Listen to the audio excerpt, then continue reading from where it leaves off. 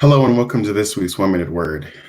This week I was thinking about a phrase I used to hear a lot as a child: stay in your lane.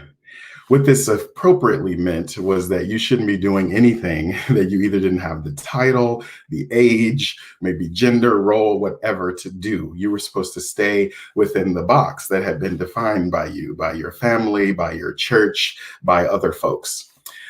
When I was in college, I went on a vacation. And while I was there, I was visiting a church.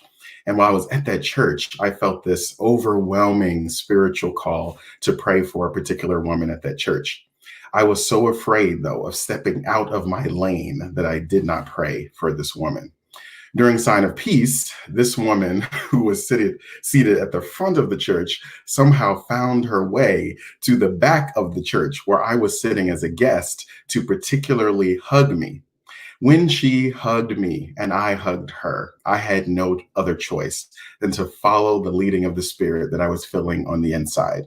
And I started to pray for this woman.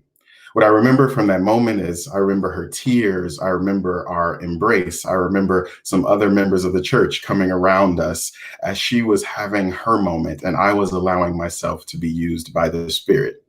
What I remember is what happened immediately after that. I remember the pastor getting up to preach his sermon, and he preached about how some of us behave in ways that are inappropriate to the Spirit. We behave in ways that are outside of that which we are supposed to be called to do. Effectively, he was telling me that I had stepped out of my lane. Irrespective of the fact that this woman was blessed by the experience, he was charging that I had stepped out of my lane. Some of you are withholding your gifts because you're afraid that you're stepping out of a lane someone else defined for you. Some of you are withholding what God has planted on the inside of you because it is, quote, not your lane. Well, I'm here to tell you that maybe the Spirit is telling you to chart a new path and a new lane. Maybe the Spirit is telling you to stop listening to the voices of those outside of your call, but listen to the Spirit of God within you.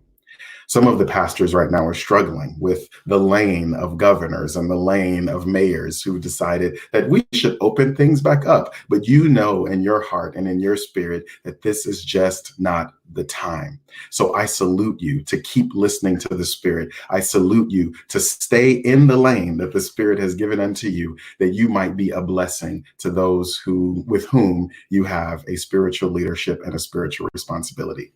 I hope this 1 minute word blesses you today.